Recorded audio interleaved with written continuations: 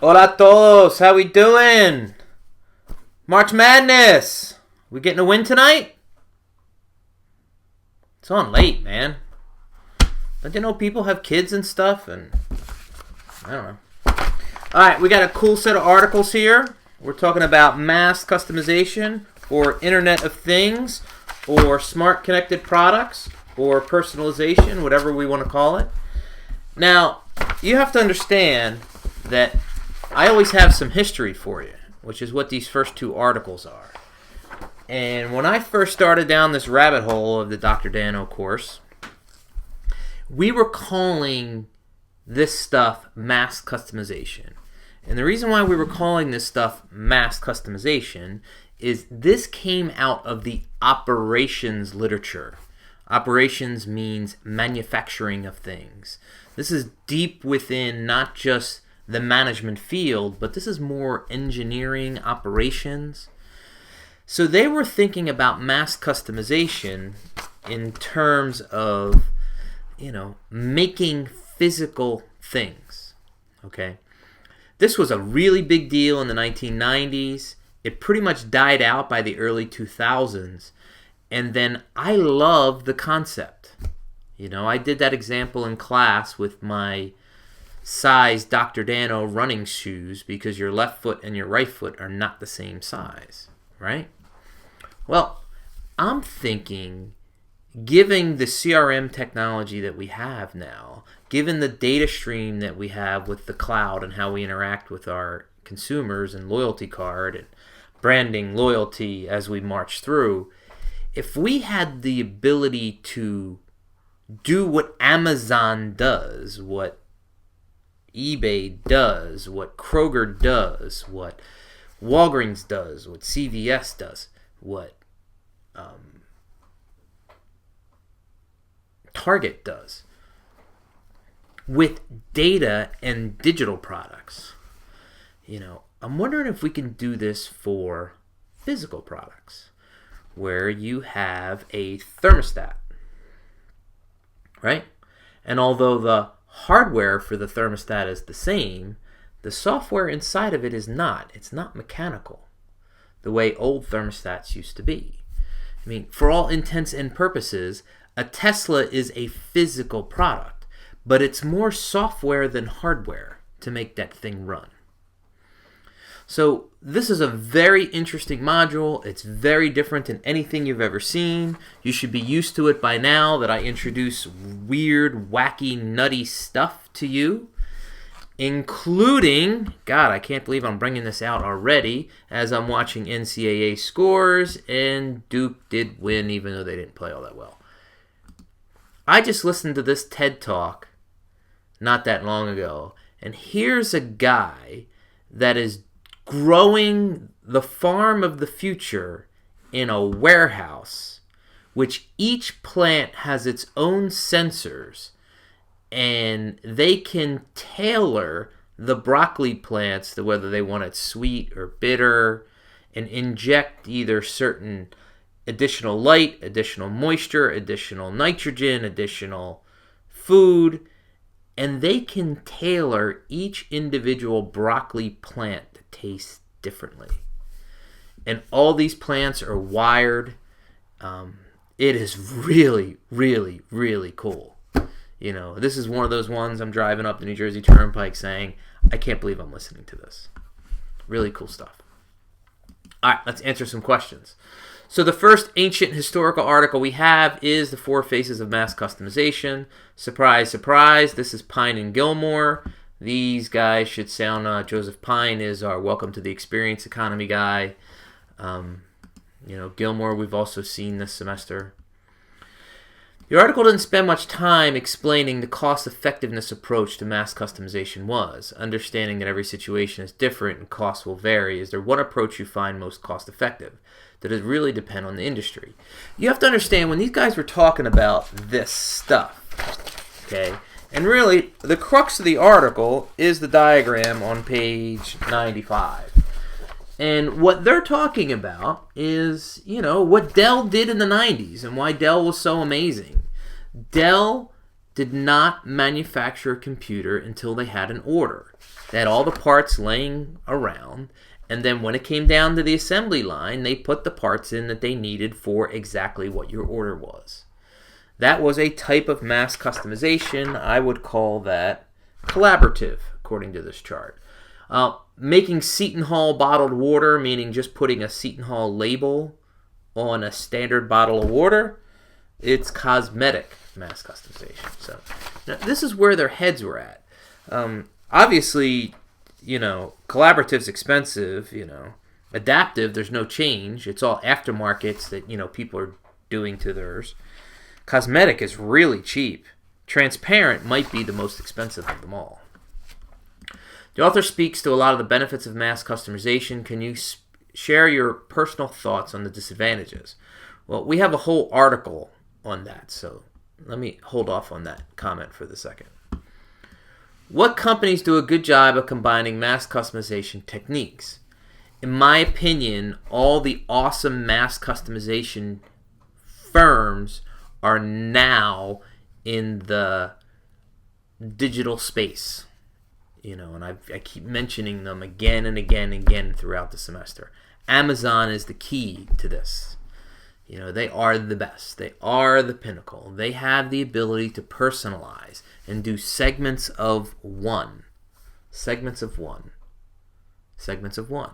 Segments of one, for all intents and purposes, is mass customization, or as we call it now, personalization. The Internet of Things, we're going to get to that article later. Let me not go off on that tangent. While each of the four approaches should be leveraged based on product and consumer, in general, it feels like collaborative is the more expensive versus cosmetic or adaptive. Collaborative or transparent would be the most expensive. How much of an impact do you feel it would have by picking a less effective approach? It really depends on the customer situation. Seton Hall does not need a collaborative bottle of water for the NCAA tournament, for Pirate Pride, right? It's a function of the customer market need. And depending on the customer and the market need, Ritz-Carlton might spend a lot of money for transparent. They really might. With collaborative, how does a company define what the customer wants when a customer may not know their complete wants needs? Well, you may not know what you want when you go into a restaurant, but there is a menu, and you can't order something that's not on the menu. So by definition, you are restricting choice by giving options. If you think about what Dell used to do, Dell used to have a laptop. They would vary the hard drive, they would vary the screen size, they would vary the ports, they would vary certain things, but there was still a menu, right? How does a company know if they're not making the product that the customer wants? Well, in most of these situations, you have the data or you have the customer request, and that's what they ordered. So, by definition, it's what they want. Most companies like to manufacture, ship, and try to sell. In most of these mass customization scenarios, you sell, then you manufacture, then you ship. You could go into Manhattan, you can go into the gigantic Nike store, or you can go to their website and get Nike ID sneakers. And although the sizing is not customized, you can change the colors, you can put your name on it, you can do a couple tweakies here and there, But guess what? You pay, you customize, you pay, then they manufacture, then they ship. Being that there's so many customization companies and a lot of competition, how can a company stay ahead of its competition if everybody's doing the same thing? Well, I don't think everyone's doing the same thing. I think this is very much the exception versus the rule. I see substantially less mass customization, personalization. We're still not seeing good Internet of Things. Speaking of Internet of Things, I forgot to put my watch on. I'm going to hit pause and go put it on. Pause. Okay, there's my watch. What other way a company can afford mass customization? Well, if it's their business model, heck, we have one of the top mass customization companies on the planet in Brooklyn. MakerBot is made in Brooklyn. It's their business model.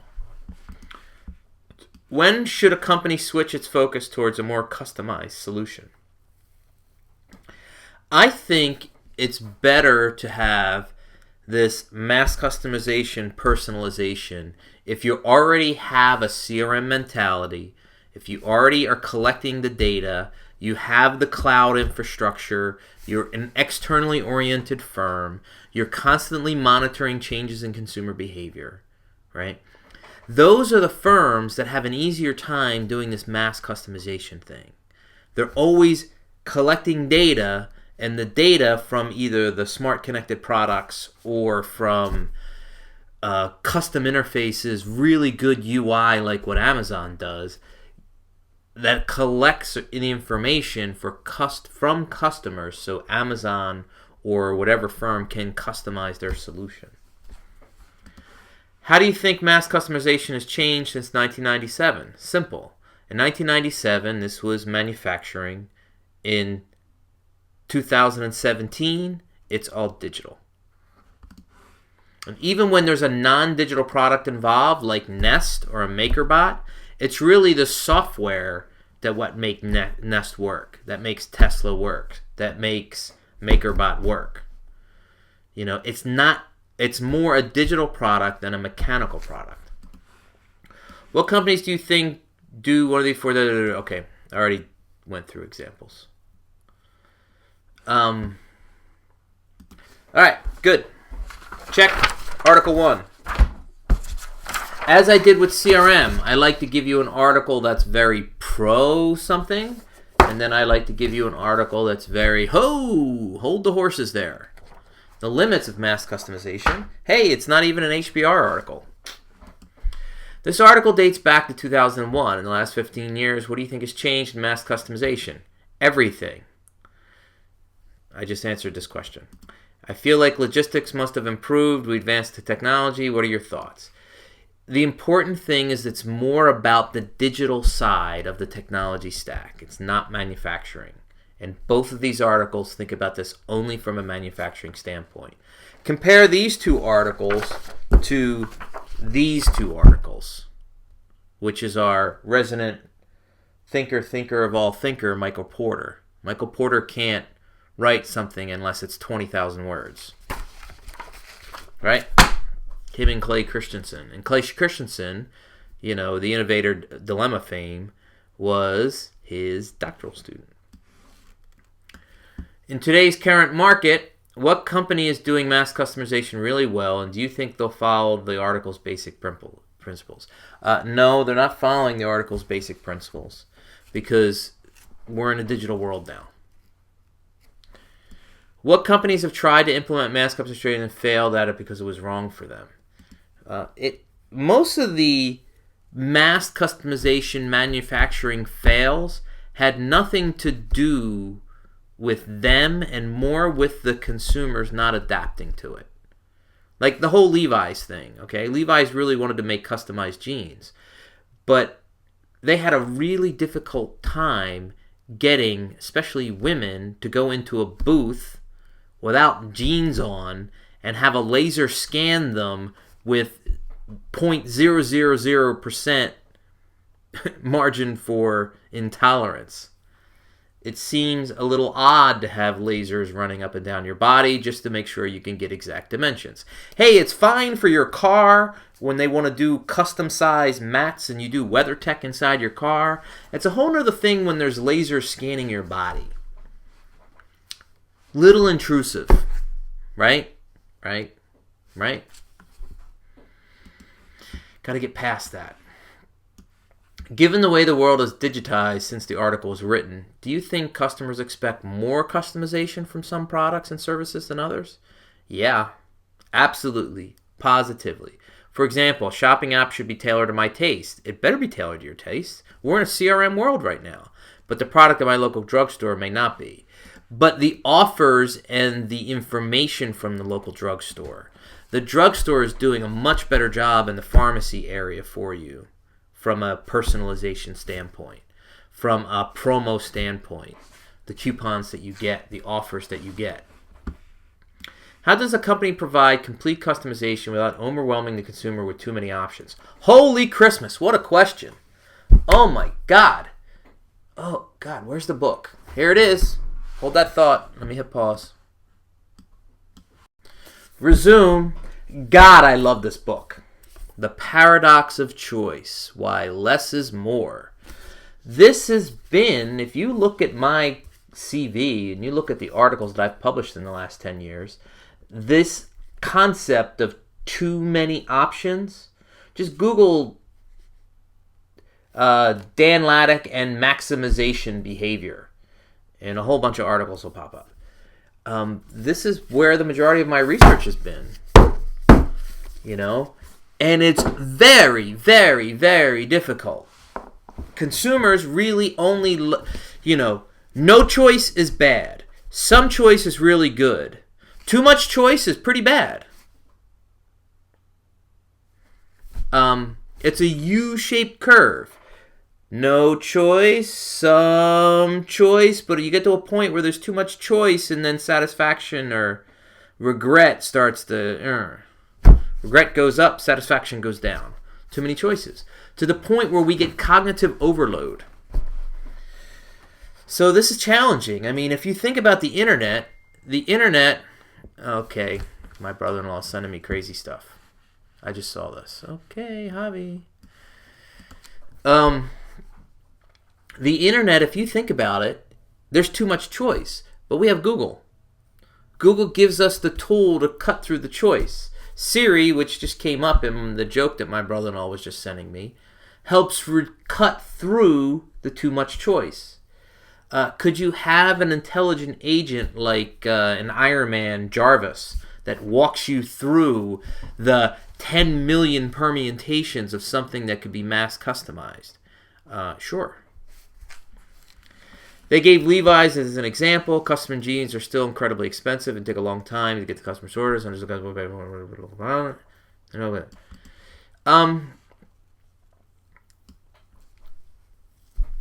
Let's go back to my sneaker example. Now, I went for a run today. I felt great. The weather was awesome out there. I was wearing my Asics. I wore shorts. My watch was with me, told me I did a good job. Right? Well, runners don't need a whole lot of equipment. They're just mostly fanatical about the shoes. That's it. The shoes. And runners normally pay, good running shoes are over $100. Most of them are between $125 and $150. Okay, the serious runners never buy one pair at a time. They buy two, sometimes three, because they burn through them that quick.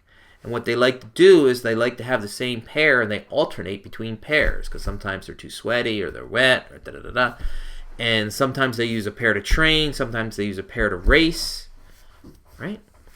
So if you had the ability to have a runner walk into a store and have molds of their feet made, and then the insides of their shoes, maybe the first time it takes a while, 2 weeks, but runners would wait.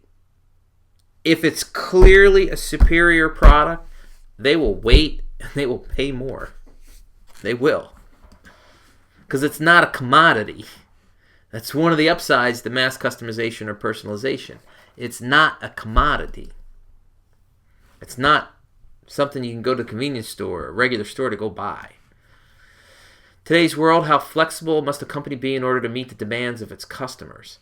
I don't know if flexible is the right word. I think you just need to be externally oriented.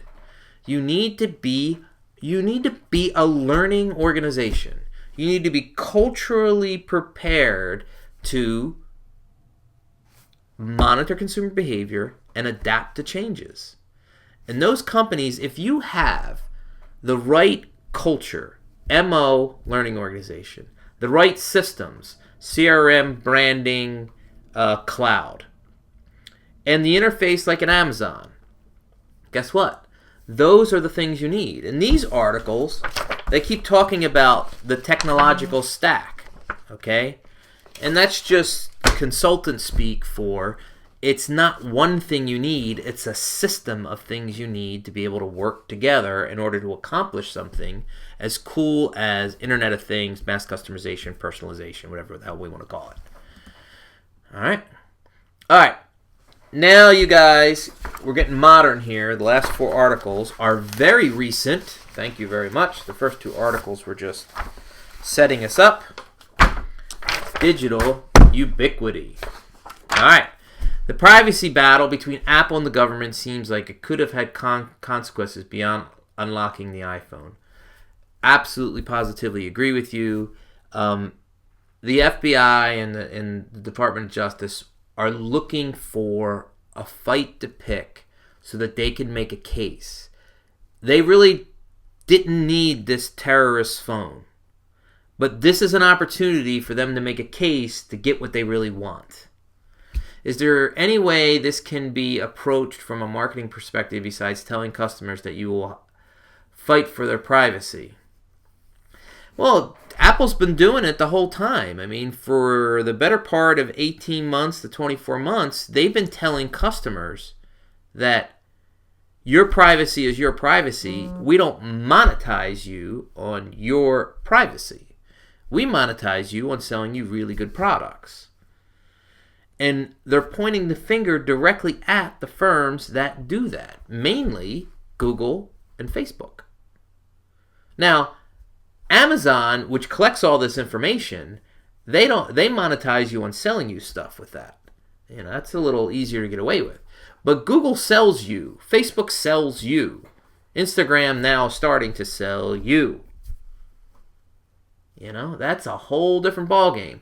Apple does not sell your data. The reason why we were able to get Apple Pay, and Apple Pay was the first one to be able to get all the credit cards, the credit card companies, the banks, and the device company.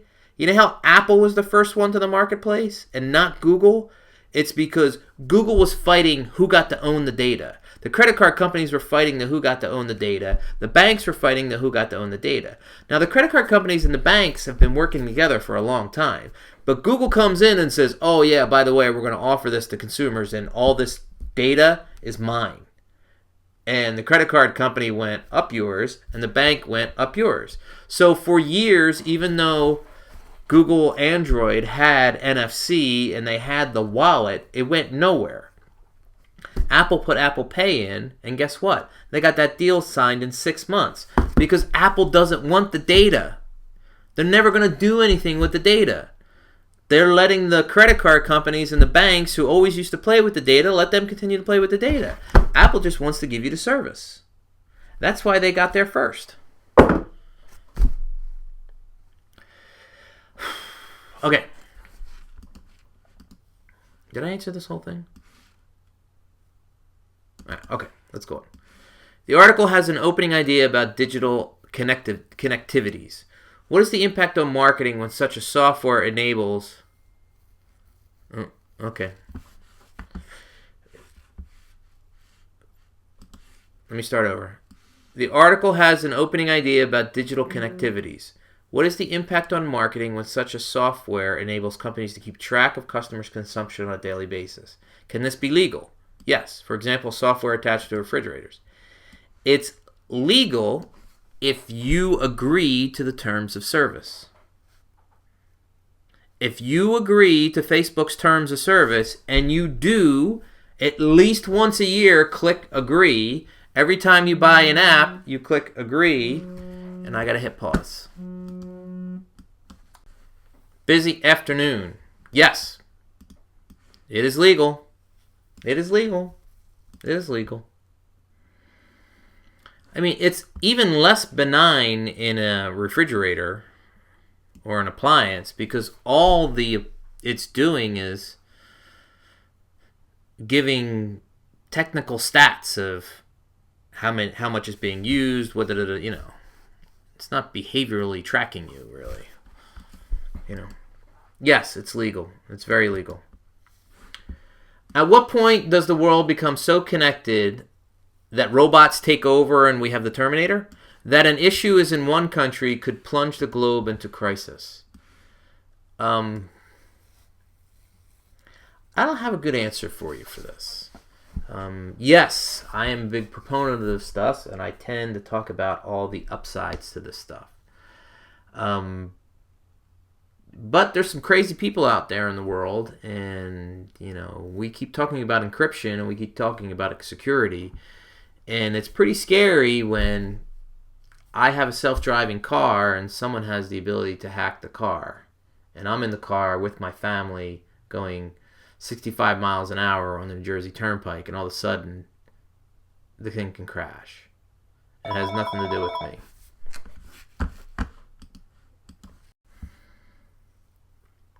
We have to work on this stuff. I mean, we all made fun of Google Glass. We thought it was geeky and there were glass holes.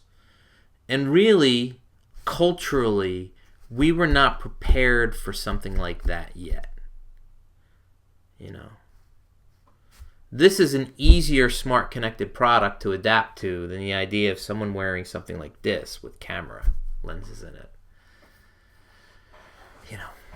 But the idea of this, it's not going away. We're going to see it again. If it's not Google, it'll be someone else, but we'll see it again.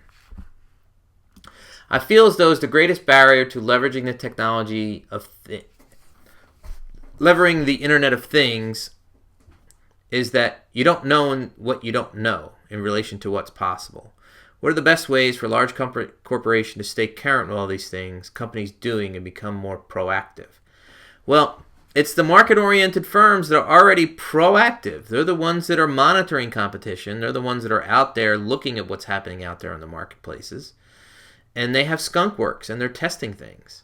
You're right, we don't know what we don't know, but we're experimenting. I mean, I bought a Fitbit a year and a half ago because I didn't know if I necessarily needed one, but I wanted to experiment. I wanted to see what this thing really did and what was it like to have a tracker and all the things. But really, we can summarize, and I wrote it on the front of this article, we can summarize it down to one expression. The non-digital world, things that used to be not digital, that didn't have a data stream, now have data streams. TVs, refrigerators, washing machines, thermostats, fire alarms, watches, things that we used to not be able to track digitally, we're starting to track digitally. This is the future. This is the future. Very soon, I would be very, very, very, very, very surprised within the next 5 years if we don't see Apple with digital clothing. I'm not joking. I've already seen prototypes from other companies in Silicon Valley where it's performance oriented and there's all sensors with, some of you run and you wear the thing underneath, the sensor, the heart rate monitor. Well, why isn't that wired into your clothes? And also can measure the amount of sweat that you've put out. So it can talk to your Gatorade device to figure out, well, this is how much liquid I've lost in the last hour, given the sweat in the top of my body. This is how much I need to replenish, and da-da-da-da-da. It's happening. Is it easier for a company to start from the beginning? Ooh. Or is it easier to change around in itself in order to adhere to customer needs? I kind of don't know what you're asking here. This stuff's so new and it's so out there that everyone's starting from the beginning. No one's late to this marketplace yet, if that's kind of what you're asking. How's a company research for items that are more digitally oriented? You go to CES in Las Vegas in January. That's the Consumer Electronics Show, is usually where this stuff is happening. You go to Kickstarter, because Kickstarter is where a lot of stuff happens first. It's a fantastic platform. And then you go to labs like the MIT Media Lab, which is where this guy's building a farm, the craziest stuff happens. It's his last name is Negroponte or something similar to that. He's also at MIT. And his expression is, the easiest way to predict the future is to invent it. You bring the products that end up being the future. You create them. All right, cool. Love this article, The 3D Printing Revolution. I wish it was better. I haven't really found a really great 3D printing article yet, but this is a start. This was 2015. It's very new. First time we've ever had this. Pretty cool. We have a couple 3D printers on campus. I have 3D printed stuff in my office. I have a business card holder. I printed Mario Brother coins for my kids.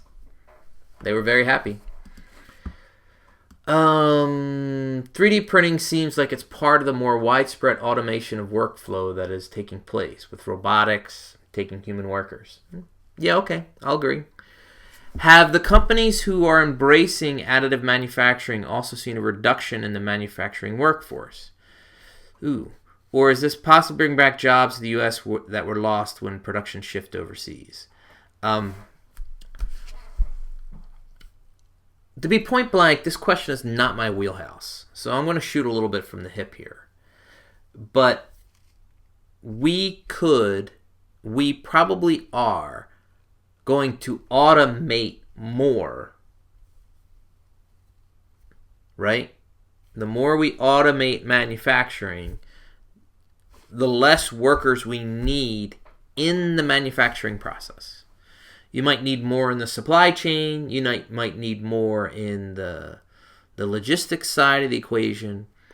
But manufacturing engineers, right now in China, Foxconn, when they're going to start building these things, they'll put 3 million people to work over God knows how long of a period, and these are hand assembled. They're hand assembled. The way manufacturing's been done for centuries. Do I have a feeling that's going to come to an end sometime in my lifetime? Yeah. Totally think so. As 3D printers become more commonplace and more production occurs away from centralized manufacturing facilities with increased sophisticated at home-based 3D printers, would the economic shift from selling the physical products to selling the designs and recipes for production? Yeah. Not only would it be selling the designs and recipes, but it could be also selling the material. The way we buy the ink for our printers, and they give you the printer for free because they make all the money off of the ink. They practically give you the razor for free because they don't make any money on the razor. They make all their money selling you the replacement blades, right? Why do I have a feeling that this razor and blades model is going to be coming to us in the near future with 3D printers? Where pretty much every house is going to have a 3D printer in the garage. And for common, normal things, right? But if you needed a higher level something, like something that would need a CNC milling machine, well, chances are there'd be one or two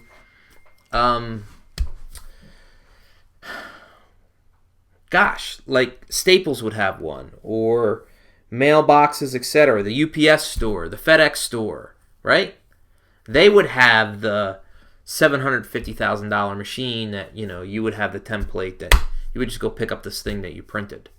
Who knows? It could be Apple. I'm an Apple geek, but why not have an app store for this stuff, and you download from the app store, and then you just go to the Apple store to pick the shit up. Oop, I didn't mean to curse, but yes. Yeah. I see it happening. And why not? I mean, just think about it from an environmental Al Gore perspective. We need a plastic comb. This is a plastic comb. That's all this thing is. It's made in China. Okay? Why? Because China has all the manufacturing expertise and it's very affordable to manufacture in China. Well, guess what? From an environmental standpoint, this thing, all the materials have to be shipped to China, and then all the finished goods have to be shipped out of China. There's a lot of carbon just in the shipping. You know? Why can't I just print this in my garage?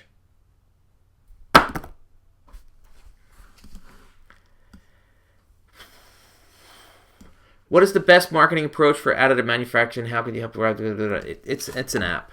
It's an app store. It's like this.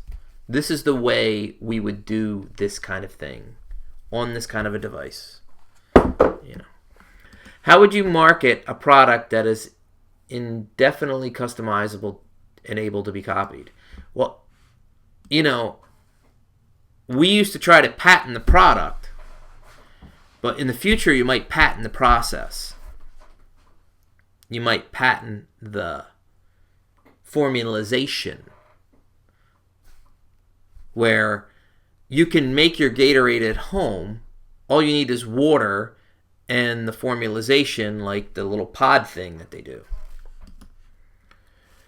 With manufacturing companies moving to 3D printers, what would the economy look like in a few years? Well, most people need to own a company in order to make money. Will most people need to own a company in order? No.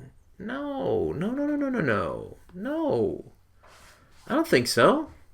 My buddy sells these $750,000 CMC milling machines.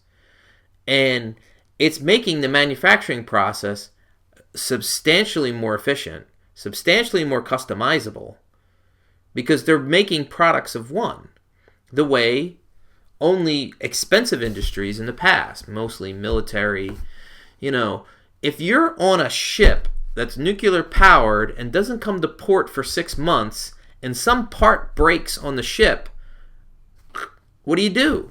You have to manufacture it on the ship, right? That's what they've been doing since World War II. They've always had manufacturing facilities on the ships, right? Well, guess what?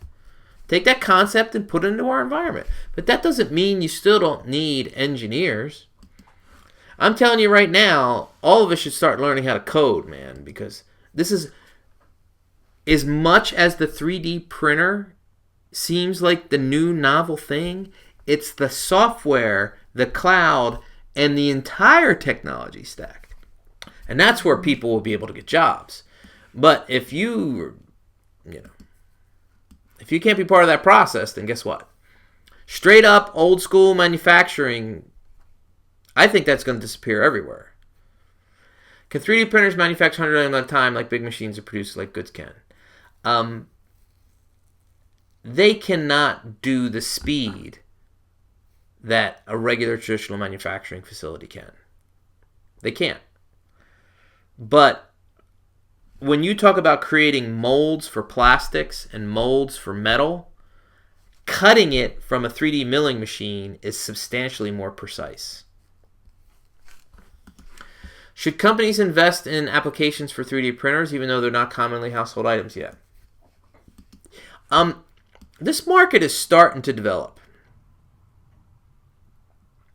You know, I mean, if you look at Home Depot, could a third of the things in Home Depot be printed with a 3D printer? Yeah. Sure. You know,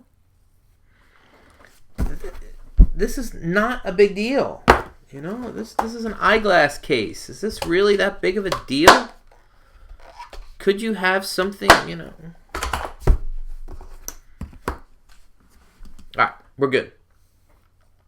All right, now, Michael Porter, I'll apologize for giving you guys 2 Michael Porter articles. And then I'm not going to apologize, because if you want to talk about the godfather of strategy, if you want to talk about the 5 most influential people in the history of business and economic and marketing management thought, Porter's got to be 1, 2, 3, or 5, if not 1. I mean, the term... Okay, let me hit pause here for a second. Pause. All right. Right? In 1980, he wrote Competitive Strategy. It was about half the thickness of this book. He was a young 20-something whippersnapper at Harvard. Econ dude. Okay? That book was so influential that he then started writing this book. The reason we use the word competitive advantage is because of him.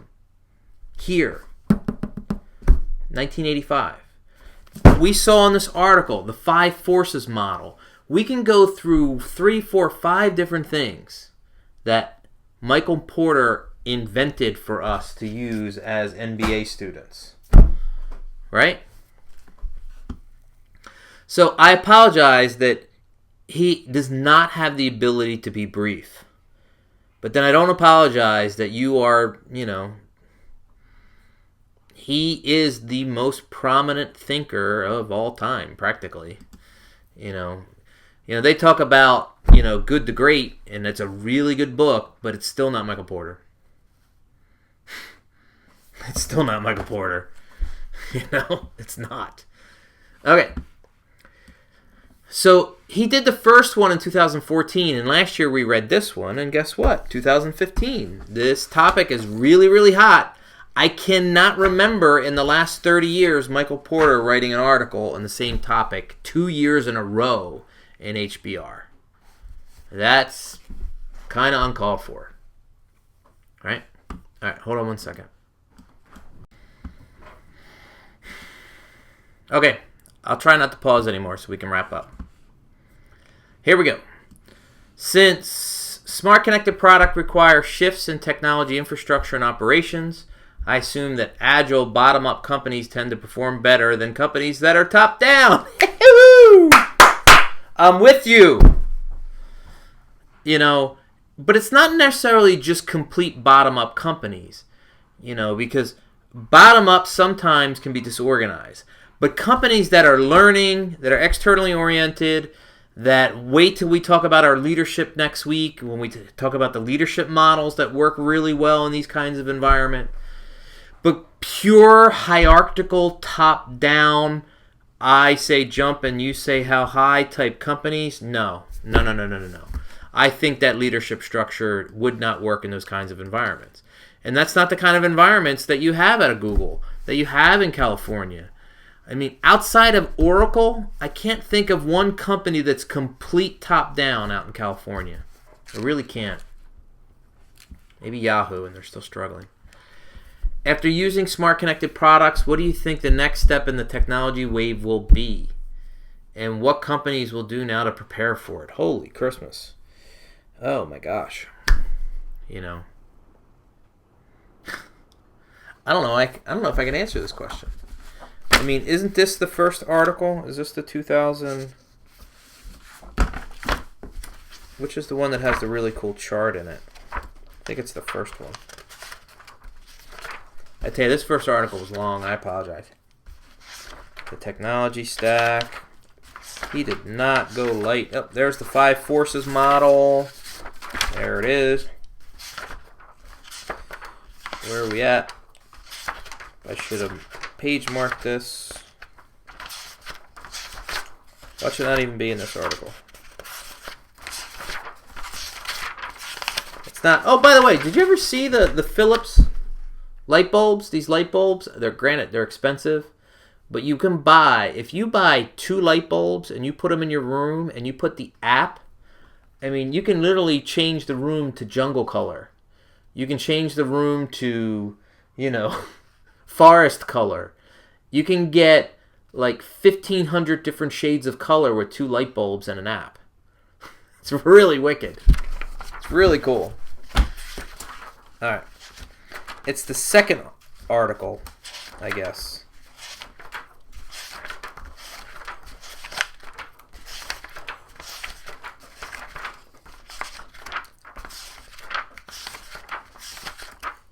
It's neither one of these articles. Darn it.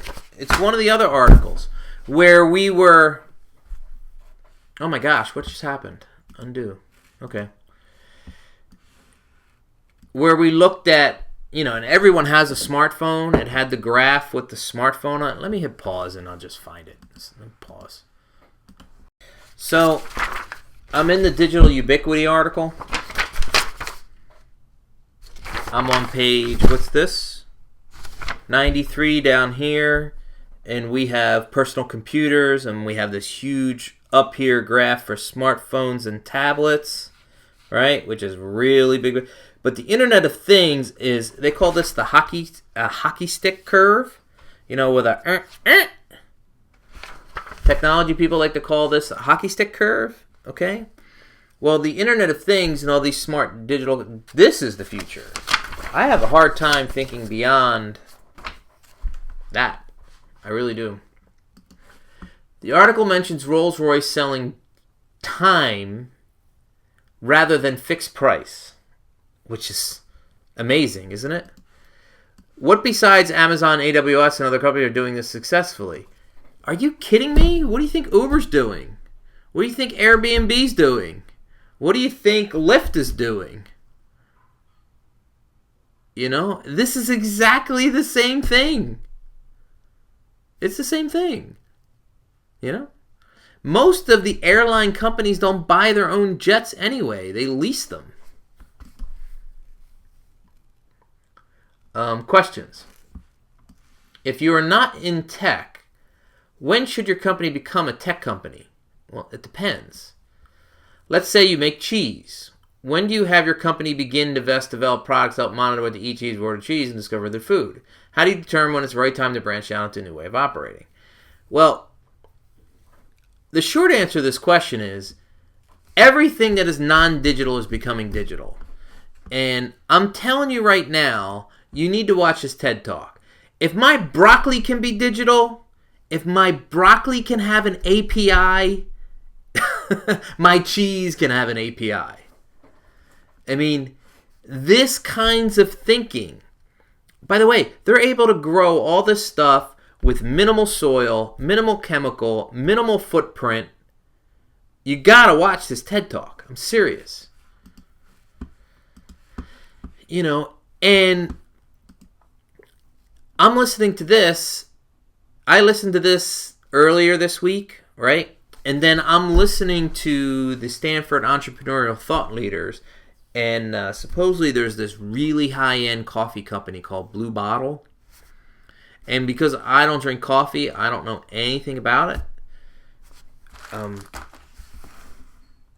But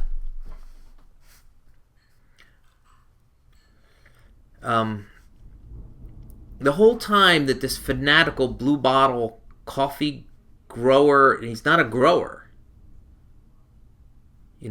he could stop sourcing beans and the whole fair trade bean thing. He could just get a warehouse the size of what Amazon has. Amazon's got some serious warehouses. He could grow all his coffee TED Talk style and then not have any issues and not worry about sourcing it from around the world. Listen to toot. So that doesn't answer your question really, but it's hard to do.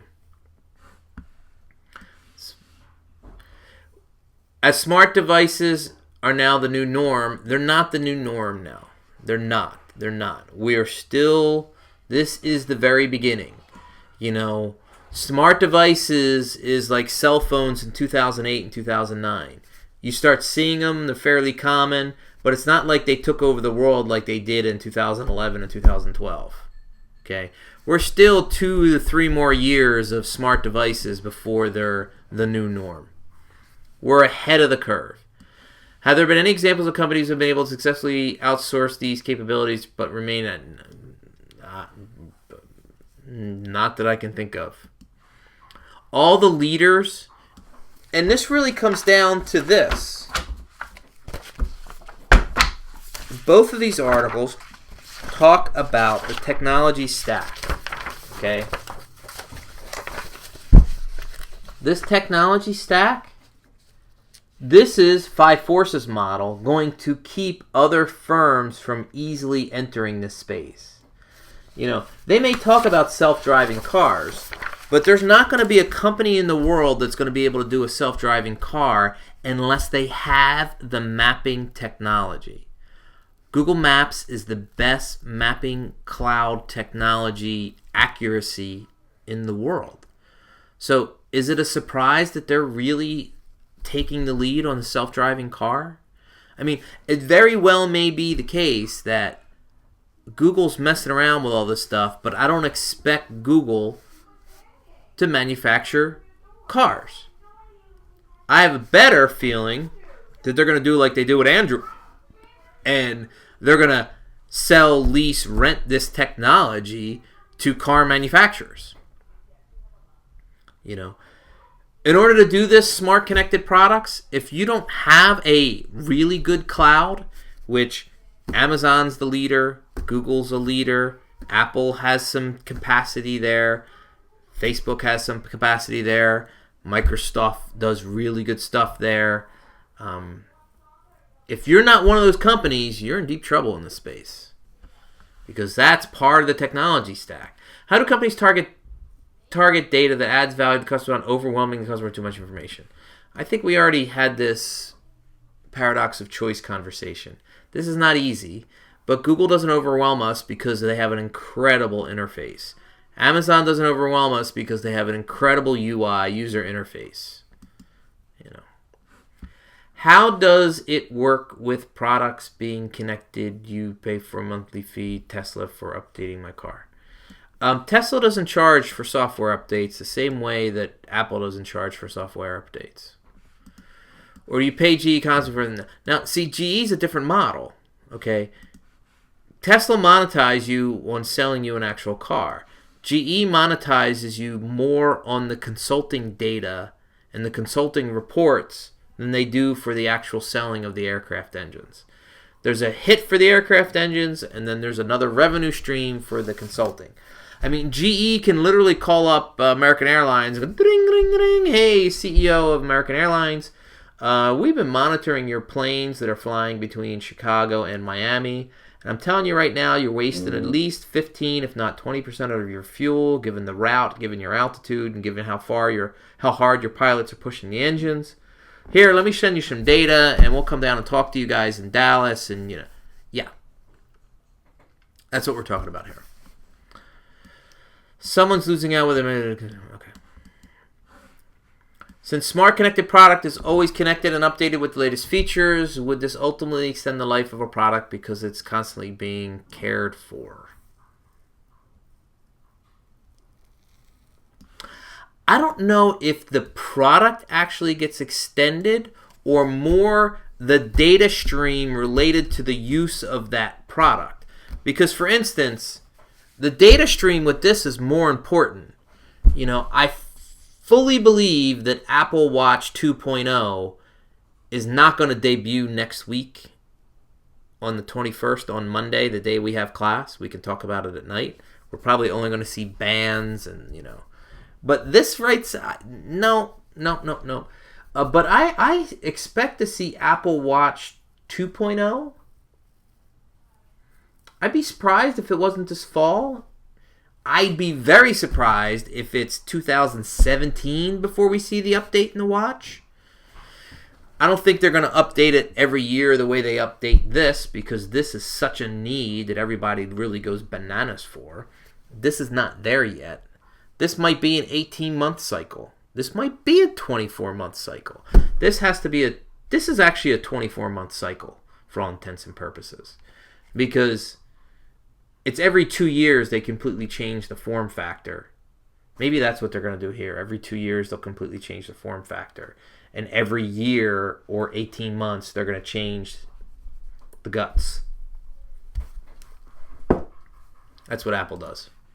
Are there any ways non-tech companies can use smart products in their organizations? Well, the data. I wouldn't call American Airlines a smart tech product company, but they use the data stream from the monitors in the engines. All right. So that was the first article that we were talking about competition And then here we're talking about companies, man. And this article is pretty good. Really, really, really liked. Starting on page 104, we had the whole marketing and sales, new ways to segment and customize, new customer relationships, which means CRM for us, new business models, after-sales service. You know, this is really, really cool stuff. What do you think is the biggest disruptor in regards to building new customer relationships? Drones, 3D printers, virtual reality. If I were to listen to all the blogs, I would say virtual reality. Drones, I think, is all talk, no action. I think they're neat and novel, but what a drone actually does, no. I mean, I would say drones, the easier thing, if you said robots, that would be different than a drone. You know, robots, 3D printers. This is what everybody's talking about now. This is what I think is the biggest horse of the three. This is the one that I think is just mislabeled. And not the question was mislabeled. I think the category is mislabeled. We shouldn't be talking about drones. We should be talking about autonomous manufacturing. You know, we should be talking about robotics. We shouldn't be talking about drones. Because you want the device to do it for themselves. The problem with a drone is you got to control it. Well, guess what? Every time there's a drone in the air, you need a person controlling it. Is there new disruptors you see on the rise? Well, not necessarily. I mean, we're going to be seeing more and more different types of these kinds of devices. Wearable devices, sensors. It's coming to clothing very, very soon. I already said that. Someone should do that for a topic talk, by the way, next week. Find a cool technology clothing thing. In your business model structure, how do you collaborate between different business units, like IT and research and design? You know, in this article, if you go to the back of the article, I'm just saying, I'm on page 112. You need centers of excellence, which to me sounds like a lot of the stuff we heard in the beginning of the semester with learning organizations. Cross-business steering unit committee. This is breaking those silos down. I mean, look at the way they have the org structure in this article. Where's the org structure stuff? Here we go. We're on page 109. It's still a chart. My mentor used to call org charts political fiction because you can draw an org chart, but you'll interview all the players to be in this org chart, and the culture within the chart would be totally different than the lines and the way who reports to who and all like that. It very well may be the case in every organization that this person is the most influential person in the entire corporation. And it's because of the person. It has nothing to do with the damn org chart. But org charts are changing. We're going to see more org chart articles when we start talking about strategy towards the end of the semester. How do you integrate data analytics in regards to business development? Well, the data in a market-oriented model, mental metaphor, is that external competition, customer, data stream that's coming in, right? And if your company is making page 103, if your company is using the data to make decisions, how can you not be market-oriented? I mean, Google does not make a decision unless they have data. You know, they don't sit around a conference room and say, hey, this seems like a good idea. Let's give it a shot and see what happens. No. They go, all right, let's pull the data. Let's pull some data. Okay, we don't have data for that. Okay, let's build an experiment, an A/B test, and make a decision based on that. There you go. The Whirlpool example of moving from an ownership model to a service model is a great idea. Is the smart connected product shifting the entire landscape to a product of a services model like Zipcar and Hubway? To be honest with you, I don't know what Hubway is, but I'm curious. We could talk about that in class. Zipcar, great, or Lyft. I mean, Zipcar is closer to a rental experience like Avis, and Lyft and Uber are more like a service like a cab, But the world's largest hotel company owns no hotel real estate, Airbnb. The world's largest taxi company doesn't own any of its cars, Uber. So usually what they say is they call it software as a service, and then we're now saying product of a service. Well, Apple is working on a car. There's no question they're working on a car. But are they actually going to create dealerships and sell cars the way Tesla sells cars or Chevy? That is not known right now, and very well may be the case that you won't be able to buy an Apple car. You'll only be able to rent it. They may just pull up to the front of your house and you get in using the Apple app on your Apple device to get an Apple car to take you wherever you need to go in Manhattan or San Francisco or Austin or Chicago. How's that for a thought? How do you get your workforce capabilities to build and support smart connected? Being a user of a product doesn't mean people know how to create and manage. With a workforce that grew up before the internet, how do you increase their education level so your company can capitalize in changing technological landscape? Hey, you guys are in an MBA program and you're getting this stuff, right? Please become the oddball at work and start having oddball conversations. Because there's engineers out there, but engineers don't get the market orientation, learning organization, CRM, branding side of this conversation. They only get the process, org chart, mass customization side of it.